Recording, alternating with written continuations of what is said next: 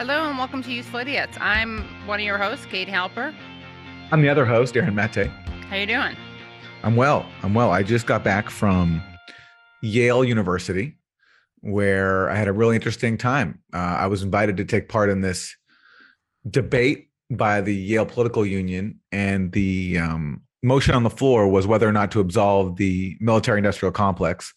I gave Absolve it, like. Oh, sorry, not to absolve. No, to abolish. Okay. And so I give a very spirited case for why we should abolish the military-industrial complex. I talked about Yemen, obviously what's going now with Ukraine, the deprivation of people here at home, all this money going into the Pentagon while not providing people with healthcare. But I have bad news, everybody. Our future overlords who are now studying at Yale voted narrowly to defeat my proposal. And so the military-industrial complex will have to remain. I'm sorry to report. I did my best. I have my hopes up. I thought maybe we're going to get rid of it this week. Yeah. So it's you debating, there's a debate, or how does it work? This is a debate club and they have it's really interesting. I hadn't been to like a formal debate since I was a kid. They have all these different political parties and everyone has their own group that they're a part of, and people debate for and against the motion, and they invite a speaker to come argue one way or the other. And I did my best, but I lost. It was a close vote. We almost squeaked it through, but the military-industrial complex prevailed. Who knows what kind of lobbying they did behind closed doors. That's true. And reaching out to the alleys. Yeah. Raytheon probably slipped some of those students. Some skull and bone shit went down. No.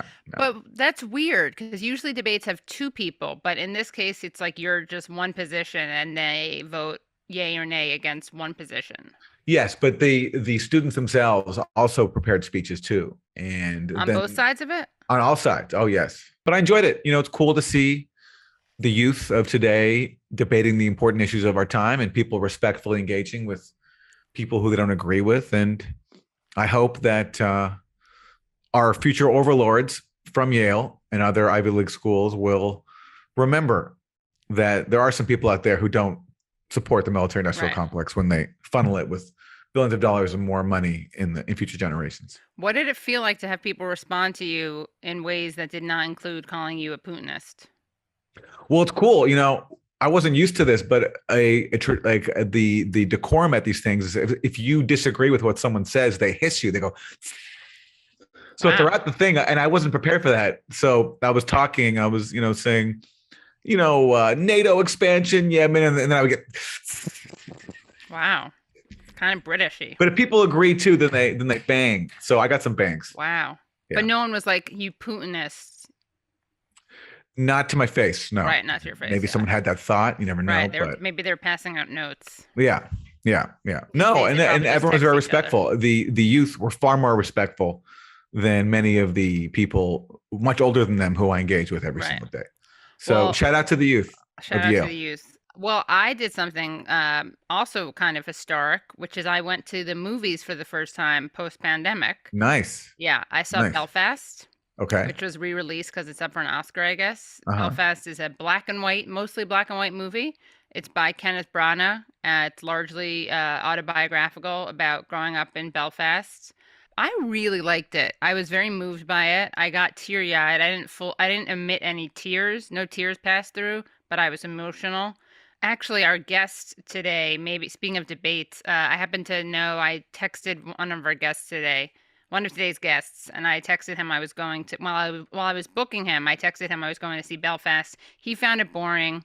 I found it slow and but gratifying and kind of beautifully paced. And the boy, the main character, the Kenneth Branagh as a little kid, was so cute.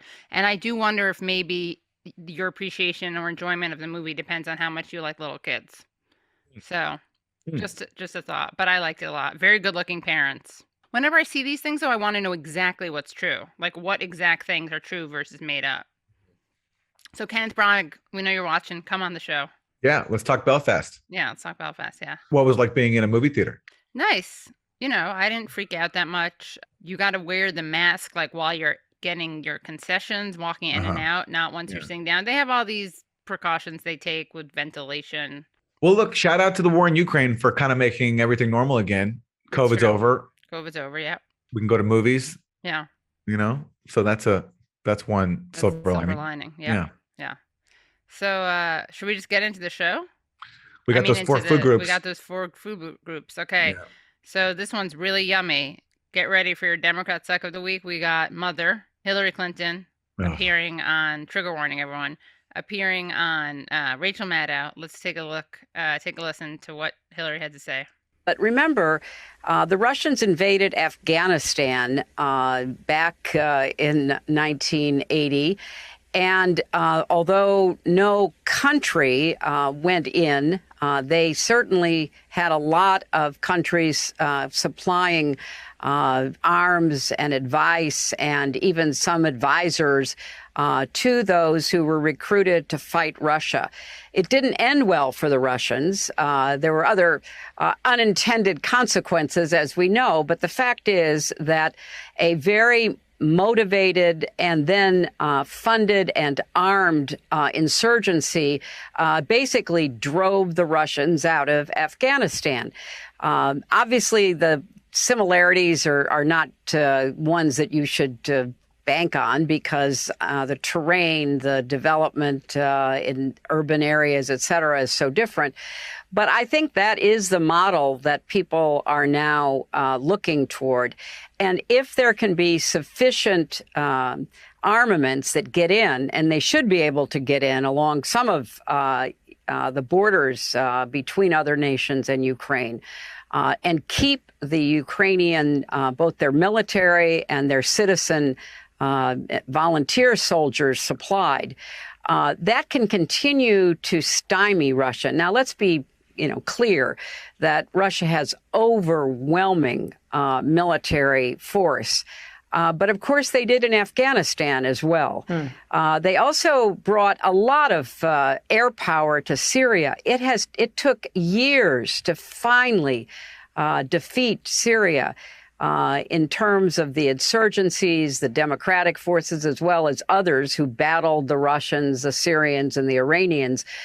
So if you're fighting for your homeland, you're fighting for your family, you're fighting for your ideals, that's far more powerful than sending in these poor young Russian soldiers who didn't even know where they were going until they crossed the border and people were screaming at them and they realized they were in Ukraine. So I think we have to watch this carefully. We have to provide sufficient military armaments for the Ukraine military and volunteers. And we have to keep tightening the screws. A lot to unpack here. And I want to thank everyone for sitting through that if you're still watching. But it's incredible because what Hillary Clinton is basically doing there is making the argument for why we should be arming Ukraine. And her reference for that is what happened with Afghanistan and how we helped arm Afghanistan, or the Mujahideen more specifically, against Russia. And as she said, it didn't go well for Russians. But, Aaron, can you think of other people it didn't go well for? Well, that's the crazy part. Do you notice when she says there were other unintended consequences, and she kind of laughs? She smiles when she says that. Yeah. So now, she's laughing about what is that unintended consequence? She's laughing about the unintended consequence of basically the people we armed in Afghanistan turning into Al-Qaeda, right, and carrying out 9/11. Yes, right. That was just one of the unintended consequences. And she laughs. She laughs. She chuckles at that. Do you think maybe her conscience, that's the sound of her conscience trying to get out? Because remember she said about Gaddafi, we came, what was it? We came, he died. We came, we saw he died. Yeah. Yeah. Maybe that's actually, I mean, it could be ghoulishness. I'm going to go with 90% of me thinks it's ghoulishness, but there's part of me, what if that's just a physical, like, automatic reaction where part of her, there's this moral compass in her that's been so buried, and then it pops up. I'm really mixing my metaphors here, but maybe it's a gurgling of consciousness. Moral compass, ghoulishness. I'm gonna go with ghoulishness. Right, I'm gonna give it the full 100%. Yeah. In the 100%. Spirit of the great Yale debate, you considered both positions, and you went with that one. Yeah, absolutely. But it's just stunning. Like it is one of those moments. It reminds me of, sometimes I'll say who said it, Chomsky or Trump, where they would say the same things but with totally different takeaways, right? Like Trump is like, of course we're not going to do anything about Khashoggi because Saudi Arabia just bought a ton of arms from us. And it's like the type of thing that Chomsky would say, but in a critical way. He would be condemning, right? Like the US for not doing anything about it, and Trump celebrates it. Again, this is the argument that people make against arming Ukraine. But she somehow is seeing the teachable moment or the takeaway from this that we should do that. It's nuts. She's a 9/11 truther in a different way. The complete disregard also for Ukrainian lives, where basically, oh yeah, that too. You'd rather turn them into cannon fodder, right. Destroy their country. And by the way, when you arm an insurgency, it doesn't go to like, cookie chefs and dentists, moderate rebels. It goes to the most extreme elements of your society. And in Ukraine, just like in Syria and Afghanistan, that is far right militias, including the Azov battalion. That's who Hillary Clinton wants to arm. Knowing, and everyone knows that no matter how many weapons the U.S. pours in, again, just putting aside the morality of it all, sure, just like tactically, we all know that Russia has overwhelming military supremacy inside Ukraine and is much more advantageous than they were in Afghanistan because Russia is right there and they can supply their forces very easily.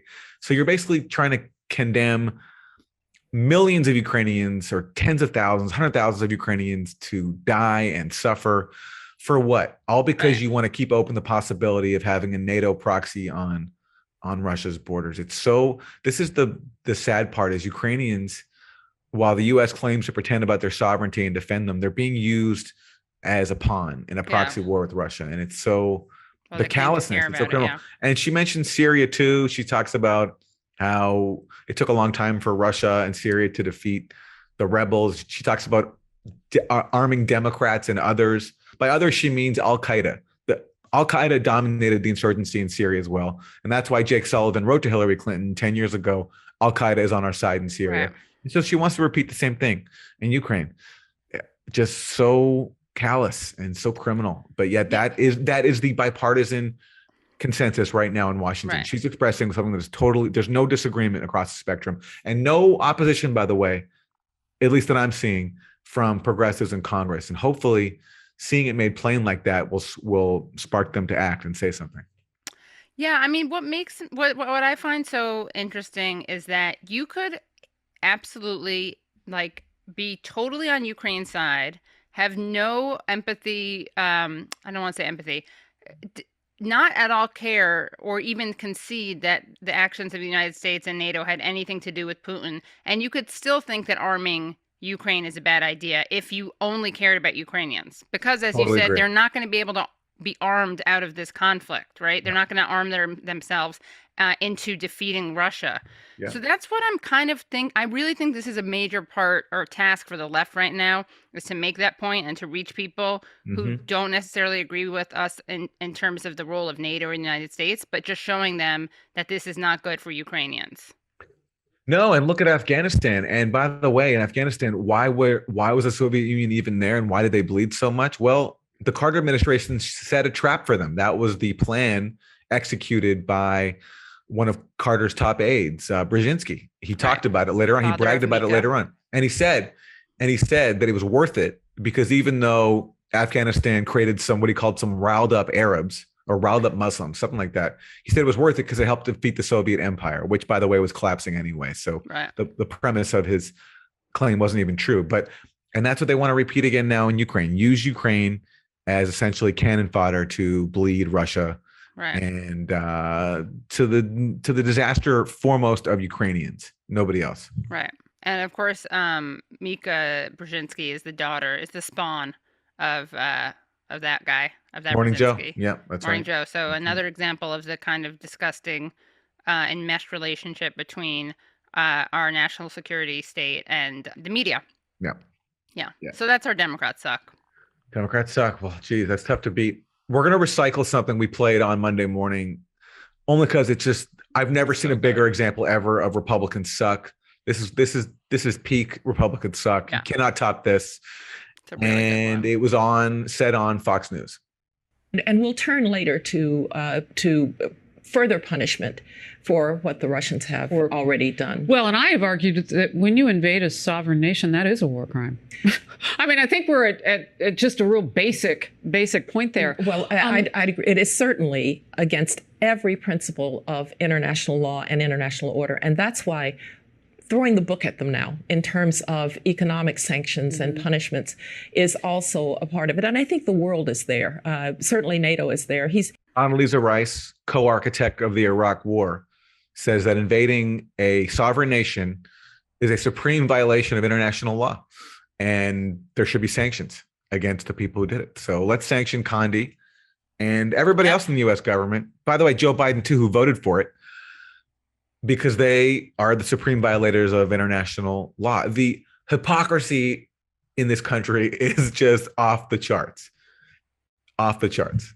Yes. I mean, again, Condi Rice, maybe let's just consider this possibility. Is that her conscience gurgling up and saying, throw me into the Hague for what I did? I'm again going to go with Ghoul. I'm going to Ghoul. just go with the ghouls went out again. Yeah. The hubris of ghouls. The hubris of ghouls, the lack of the impunity with which these people operate, which allows them to say out loud that what they themselves did is criminal, without having to reconcile how they're saying that without punishing themselves. Exactly right. All right. So you guys, isn't that weird? Isn't that weird? Yeah. This is just a moment from last night's State of the Union, which I did watch with Brianna Joy Gray, Daniel Bessner, and Leslie Lee. So you can check that out on the Katie Halper Show. We did a live stream and drinking game to that. But this was an interesting moment where we saw let's just go to the clip, and we'll have to describe what it looks like for people who are just listening. And our troops in Iraq and Afghanistan have faced many dangers. One being stationed at bases breathing in toxic smoke from burn pits. Many of you have been there. So when he says that, what we see is, so right there, pause it please, right as he says breathing in toxic smoke from burn pits, we see Nancy kind of doing this almost like 1990s dance move where she's kind of like moving she has her hands are in fists, and she's kind of doing a like circling her fists around and around. She's getting excited. Then she gets up and she does this thing where she actually rubs her fists together. She's really excited about the smiling. Okay, so there's so much happening here. The movement itself is weird. The fact that she's doing it while he's talking about our armed services inhaling toxic smoke from burn pits, like she looks excited by that. It's also something about the move. It looks like a stereotype that hasn't yet been invented, and I'm not sure for what, but it looks like it's such a weird, ghoulish, fiendish move. It looks like it's a stereotype, but I don't know what. It's just a weird. I think it's a pretty good pick for Isn't That Weird? What do you think, Aaron? It's a very weird sight. It's just a very, very weird sight. Yeah. The move is weird. The timing is weird. The facial expression, the facial expression is very weird. Yeah. Everything. Yeah. So that's my Isn't That Weird? Well, that is weird. That is certified weird. All right. For Isn't That Terrible? Isn't That Terrible? Yeah. What do we got? Drunk ex-girlfriend accused of tossing ex's pug from 7th floor balcony. This is really terrible. I hate when I have Isn't That Terrible, because it always really is terrible. Terrible, right. And I hate it. I know. A Florida woman, angry with her ex-boyfriend, is accused of taking it out on one of his most prized possessions, his 3-year-old pug. And allegedly drunk, Shelley Nicole Vaughn, 46, refused to leave her ex, Eric Addison's home in Clearwater on Sunday after an argument. Addison's lawyers told WFLA. She later threw Addison's cell phone keys and his pug Bucky from the 7th floor apartment before hitting Addison herself, police said, with multiple residents witnessing the dog's fatal plummet. Vaughn was arrested Monday and charged with aggravated animal cruelty, criminal mischief, and domestic battery. Addison has also filed a restraining order against Vaughn. I'm devastated, he said. It's like a blur. Of course she's from fucking Florida. That shit always happens. It's always Florida or Texas where stuff like that happens. I'm sorry to generalize, but it's true. Well, what I also find is such a generalized thing is that the pug's name is Bucky. If you were to like come up with like a generic pug name, Bucky would be So like the cute. top 5, and it does conjure cuteness. So it's terrible. It's so R.I.P. terrible. Bucky. R.I.P. Bucky. And I hope you didn't suffer, and that's just I don't terrible. think he suffered, right? Yeah, I don't think it was instant. Yeah, and he didn't know what was happening. Yeah. Can It's terrible. you imagine? She should have hit him first. I'm sure the owner Eric would have just taken being like hospitalized himself instead of Bucky suffering at all. Yes, I mean, I don't think he would have taken maybe being thrown out a 7th floor window. No. But that probably would have been harder. Yeah. A couple of punches, yeah. He would have taken punches for Bucky. He would have. That would be so traumatizing and traumatic. Before having a dog, I didn't really get. I mean, obviously, before having a dog, I would have thought this was terrible, but terrible in a way that you don't get pre-dog. Absolutely. Post-dog, it's just so terrible. I was the dog owner once, and I certainly was changed afterwards. It's So anyway, solidarity with all dog owners out there everywhere. Yeah. All right. I hope I hope that this perpetrator here will be able to reflect on and try to atone for what she did, because it's awful. That's really awful. She should sponsor a bunch of dogs in the ASPCA or something. That'd be great. That'd be great.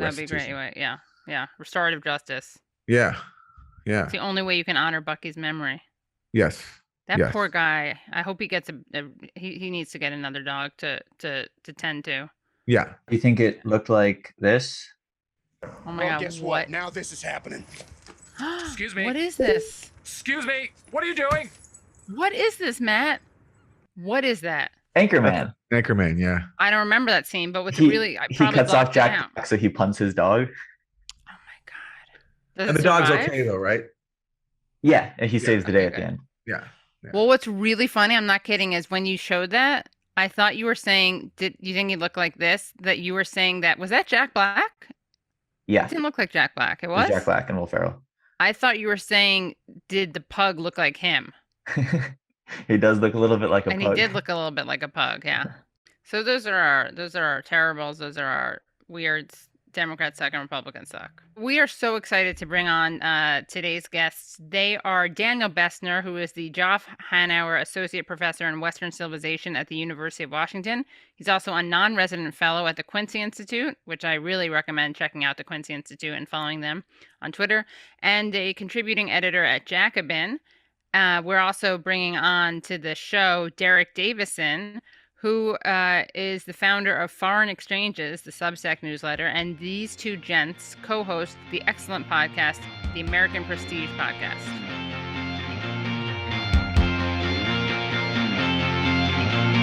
Welcome, Derek and Daniel. So excited to have you on.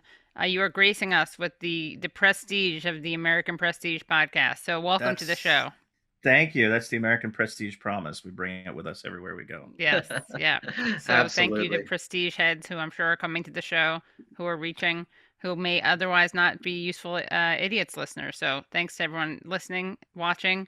Let's just talk about Russia-Ukraine. I have a specific question, but I'll save that. Tell us what the latest news is, which will be, of course, obsolete by the time we release this, but might as well just go through the motions, right? The podcast medium is not good for this kind of thing, but here we are, and we are here at almost 5:15 p.m. on March 2nd. It is right now. It looks like it's sort of a tale of two conflicts, I think. In the north, around Kyiv and Kharkiv and the cities there, it looks like the Russians are basically moving toward more of a siege mentality, surrounding those cities, standing off and using artillery. Kharkiv was, I think, especially hard hit overnight and into Wednesday. Kyiv, not so much, but I think the Russians are still moving more assets in to surround that city. In the south, and this is why I think some of the crowing you may have seen on social media about the Russians face planning here is misguided. The Russians have steadily advanced out of Crimea. They are in control now of the city of Kherson, which is kind of south, maybe a little bit southwest Ukraine, and they've surrounded the city of Mariupol, and are essentially besieging that city at this point. And I would imagine that's going to be in their possession fairly soon. They look like they have opened a full land bridge. They're in control of a full land bridge between Crimea and the Donbass in the east. So that's, I mean, on the ground, that's basically where things are at this point. Something I wanted to ask you guys about, and Daniel, you kind of posed this question to Derek during one of your Ukraine Explained episodes, and Aaron and I were talking about this issue earlier, and I think it really is like the task at hand for the left, personally, but the question of what should be done in terms of arming Ukraine, and you guys spoke kind of honestly about how it's an awkward thing to discuss in some ways, and it winds up being a kind of paternalistic discussion because it's like, for me at least, it's what's in the best part of this calculation is what's in the best interest for Ukrainians. And of course, you have Ukrainians who are arguing or asking for arms. But something I was thinking is like, of course, it's going to be a paternalistic discussion if we're United States citizens talking about what our government's going to be doing, right? Because our government is arming another country. Yeah. And I feel like we just need to like own that. Yeah, and we live in the hegemon. I mean, I think the first thing to do before you even begin a conversation is just to identify that there are different subjective positions from which one is able to speak. We all have different identities and we all choose at different moments which one to emphasize. So myself, for example, I'm an American, and I'm also, I'd like to consider ideologically a kind of internationalist, that I think I'm a humanist. I think all lives are like philosophically equal, right. But I exist within a framework of the American nation state, and I live in this country, benefit from its privileges, and have more of a voice here, and also just the reality that there's not an international left-wing movement able to do something like really affect geopolitics. So I think you see a lot of discussion about what a left position should be that assumes a leftist internationalism that I just don't think, I don't see it right now. I don't think it currently exists. That would be ideal, you know, if there was sort of a group to speak in that way, but I don't see it. So I'm primarily speaking as an American citizen. And if in an that regard, left-wing group could organize a meeting, that would be a huge achievement. Just having a meeting would be a major accomplishment for the international left. And an international meeting that had like some sort of legitimacy, that it wasn't just a bunch of professors, right? A meeting that would be connected to like domestic movements that existed within a nation state and could speak. That is so far from the reality that we exist in that I kind of just push that to the side. Then what am I speaking? I'm speaking as a guy in the United States who's a professor of IR who speaks primarily to other Americans. And from then I just international relations. And so then I just literally look at history, and to me, history is very clear on this. Whenever the United States intervenes in conflicts abroad, it oftentimes makes things worse. And I think the data is incontrovertible from the famous wars that we know, like Korea and Vietnam and Iraq and Afghanistan, the intervention in Libya as well, the various interventions into Syria, and to less known things like the various times the United States has tried to covertly overthrow regimes, which led to terrible domestic consequences. And so really philosophically, I reject the notion that became popular in the early 20th century that any great power would have the ability to really shape international relations in a meaningful way. I just don't think history bears that out. You might have been able to believe that in 1910. I think it's very difficult to believe that in 2022. So that's why I think that, you know, the United States really shouldn't send arms shipments. It's likely to prolong a conflict. It's likely to make it worse. And moreover, if one is generally an anti-imperialist, then one wants to create a world in which the United States doesn't have the capabilities to decide what goes on in every world region, because again, I think the historical record is clear on that. So I think when you're thinking medium term and long term, you can't get swept up, even though I understand it's very emotional, it's very difficult, and it's a tough situation. But each new moment that will demand American intervention, you have to resist. Otherwise, you're going to have the empire continue to exist no matter what. So it's actually in these very difficult moments that you have to take the principled position of non-interventionism. At least that's where I stand. I don't know if Derek disagrees. No, I agree with that. I mean, I look at it in less of a long-term calculation, I think. But it's the same thing. I mean, I understand why these requests are being made. I understand the emotional appeal. I understand the desire to do something, and this is, you know, one of the things that you can do without, you know, going even bigger, like a no-fly zone or something that would really, you know, could really turn out bad. But I also, you know, look at what the research says about what happens when you inject arms flows from overseas into conflicts like this, and what that does for extending the conflict, for the number of casualties that come out of that conflict, and that combined with the more long-term thinking of what position do we want the United States to be able to take in the world, puts me on the side of saying, we shouldn't be doing this. We shouldn't be fueling the conflict like this. Well, good timing for this discussion, because as we're speaking, CNN is reporting that the U.S. has delivered hundreds of Stinger anti-aircraft missiles to Ukraine for the first time in recent days, including over 200 on Monday. On the ground, what will that mean for this war? It's hard to say. One of the surprises that has been written about, I think, quite a bit just in the last few days, from the sort of first phase of the conflict. And I think, the idea is there's a lot of talk about moving into a second phase, which is the kind of siege phase where you surround these major cities and kind of wait them out or pound them out. In the initial phase of the conflict, might have expected the Russians to use their air superiority to take out Ukrainian air defenses, to take out Ukrainian air assets, aircraft, drones, and that really hasn't happened. So I would say the Russians haven't made as effective use or as much use of their air power as one might have assumed they would at the beginning of this conflict. So Stingers are going to, they will be an asset to forces on the ground and to the Ukrainian, if there's an insurgency after this, for example, and just in general, the Ukrainians, who are not a match for Russia and their airspace, they could help even things up a little bit on the ground. But it's been kind of a bizarre conflict so far. You understood why anti-aircraft batteries made a huge difference in Afghanistan, let's say in the 80s. It's less clear to me that they're going to make a huge difference here. But combined with some of the other things that the U.S. and Western countries are sending, like Javelin anti-tank missiles, there's still going to be, they're still going to fuel a Ukrainian either defensive effort or post-conflict insurgency. And why do you think Russia didn't take out the targets that you mentioned? Is that like military incompetence? What do you attribute that to? Yeah, honestly, I don't know.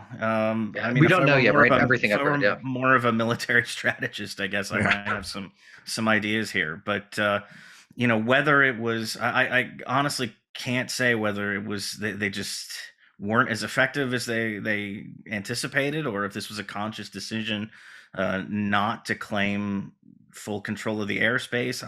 It's a mystery to me. But given the number of at least alleged, everything's alleged, I guess, when you talk about this stuff, but the number of Ukrainian drone strikes against relatively slow moving Russian columns of vehicles and men that we've seen, it does seem like a mistake not to have kind of foreclosed on that possibility or those assets from the very beginning. But I really don't know.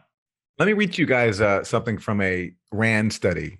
RAND is this Pentagon-tied think tank funded by the Pentagon, if I have it correctly. 2019, they did a study, and Wilson, I have the tweet there. So this 2019 RAND study is about exploiting Russian weaknesses. And one of the areas of Russian weakness they identify is Ukraine. And they say this, quote, providing more U.S. military equipment and advice could lead Russia to increase its direct involvement in the conflict and the price it pays for it. Russia might respond by mounting a new offensive and seizing more Ukrainian territory. So my takeaway from this is that this study, which is all about finding Russian vulnerabilities and trying to exploit them, the question I'm left with is, well, A, are studies like this influential in the Pentagon? And is it possible that trying to draw Russia into Ukraine here by giving Ukraine all these weapons over the years, $3 billion since 2014 approximately, if that was a U.S. goal? That's a really great question. And speaking of RAND, actually, in my first book, I write about the origins of RAND and how it came to be. And I've been deep in their archives. I think the question you asked, Aaron, is like the central question of intellectual history.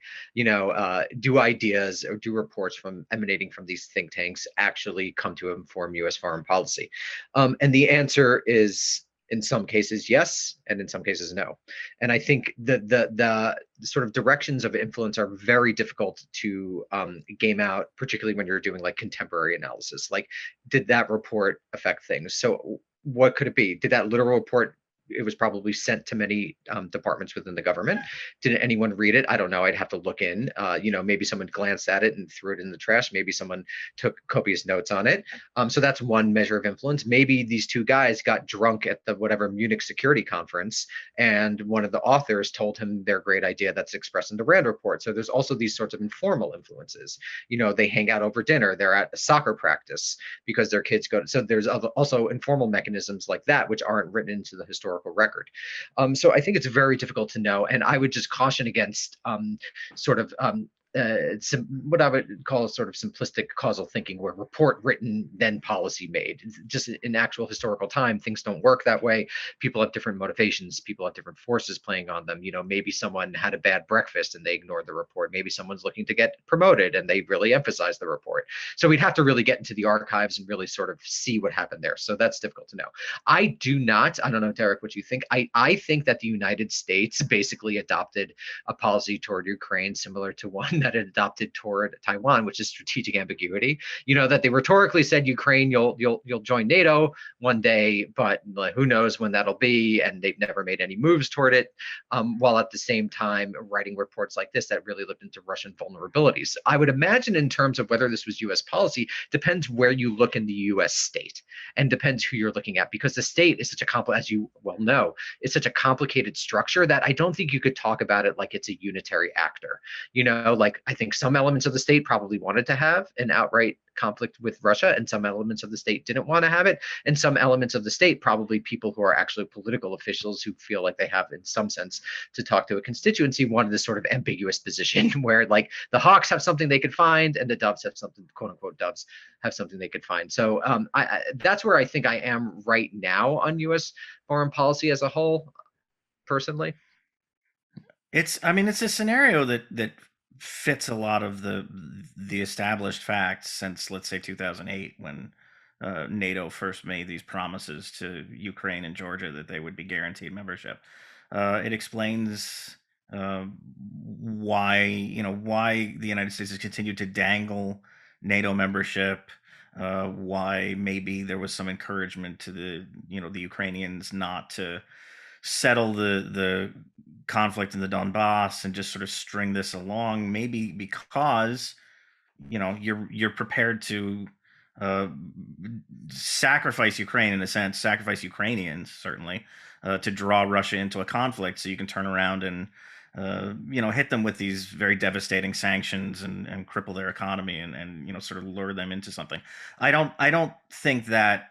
I think Danny's right that if that's a motivation, it's a motivation of some part of the U.S. state. I don't think it explains the entirety of what's gone on since, let's say, 2014, and I don't think it absolves Russia of having gone in and made the decision to do this. But I do think it fits a lot of what's been sort of observed reality over the last few years. And just one more thing I'd like to add. I really do, define the last 15 years as a moment of drift. I study mostly the 1950s, and that was an era when the U.S. state had like a goal and a purpose that would, fix elections in France or Italy. It would overthrow regimes. It just seems like today that the U.S. strategic establishment like kind of wants to maintain primacy, the assumption of U.S. empire and global hegemony, but doesn't really have a project beyond that.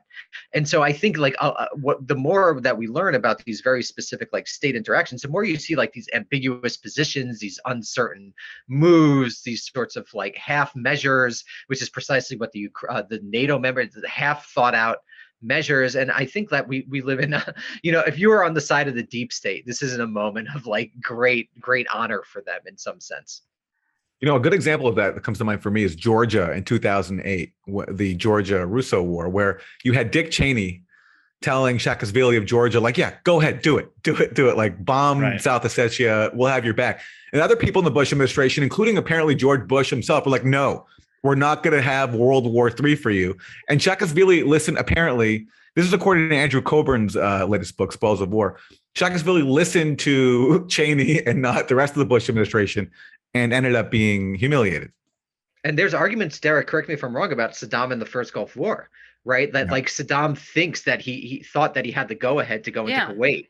And so this is something right. And so like this happens all the time because the state is such a complex structure. And so like secretive in certain elements, it's very difficult, I find, to get the whole story. Yeah. So, I mean, do you guys really think that there's no, it seems like I'm of two minds. One is like we have to try to be making a case against arming Ukraine or against like basically funding these proxy wars, engaging in proxy wars. And then I'm also like, well, it didn't work when we tried to do that with Iraq. And that was actually sending people like boots on the ground. But should we not be trying to do this? Like this being like some international leftist pro-democracy? Oh, no, not pro. I mean, international leftist, like anti-imperialist. Right. Like, should we, as in the four of us, or to the extent that we like the Spanish Civil War, leftists, like a Spanish Civil War type situation where like the international brigades, fight against tyranny. No, more where we argue against what the United States is trying to do. Oh yeah, that's my position, certainly. Yeah. But you were saying that there is no anti-war left movement. There's no anti-war movement. But shouldn't we try to be building that, or am I just being totally utopian? Like, is there any role in warning against doing what the United States is trying to do? Yeah, I mean, I think, as sort of people who have platforms, I think it's trying to get, I mean, I guess to just be direct, I think my major goal in my platform is just to try to change the assumption of U.S. empire and U.S. primacy. I think like the foundational assumption of the average American who was born and raised in this country is that the United States has a right and duty to rule the world. And not only that, it's better for the American people and better for the world's peoples. So I think like that's where we're starting. And so I find myself like trying to chip away mostly at that fundamental assumption. That's what I view my like quote unquote project as mostly. What do you guys make of the consequences to the world order from this huge sanctions campaign against Russia, cutting off Russia from the global economy? What do you foresee happening? The consequences inside Russia, which is going to be massive, and then how Russia adapts and whether Russia can adapt. And to hear the rest of the interview, please go to usefulidiots.substack.com. That was a great chat. Really recommend their podcast. They're very, very knowledgeable people, and I really recommend the content they put out, the podcast, American Prestige, and Derek's newsletter, Foreign Exchange, is really, really informed insight into the world, and that's needed right now. Foreign policy is usually ignored by most Americans, but this crisis shows how important it is and what a key role the U.S. plays around the world. So it's great to hear from some informed people. Yeah. And we will see you next week. We'll see you Monday morning at youtube.com/usefulidiots. Make sure you subscribe there. Catch us live on Mondays. If you want to hear the audio only of that, you can find that at our Substack. That's usefulidiots.substack.com. Also, you get ad-free episodes, and you also get extended interviews, bonus content. So we encourage you to do that. Please rate and review the podcast on iTunes. We got to beat out competition like PodSave and the Lincoln Project. And yeah, if you like Monday morning, if you want to support us, as every week we sit through hours upon hours of insufferable Sunday news shows, you don't have to. Please support us so we can keep doing it at usefulidiots.substack.com. And thanks as always for tuning in. Yes, and thank you, Wilson. Thanks to our producer, Matt Wilson. Also, on Mondays, after Monday mornings live, we do a call-in. So you can always check that out, too, right after. That's right. Take your questions, yeah. That's right. And we had a spirited one. Oh, yeah. This week. Yeah. And we'll probably have another spirited one next week. So hope you can join us there. Yeah. Okay. Thanks, everyone. Bye. Bye, everybody. Hello, thank you so much for listening to and watching Useful Idiots. For full episodes and extended interviews, please subscribe at usefulidiots.substack.com. You can subscribe on YouTube at youtube.com/usefulidiots for clips, live streams, and full episodes. Also, subscribe to us wherever you find your podcast. Follow us on Twitter at UsefulIdiotPod and use the hashtag UsefulIdiotsPod. Join us Mondays at 10 a.m. for the Useful Idiots Monday Morning Show, where we discuss the Sunday morning news shows so you don't have to watch them.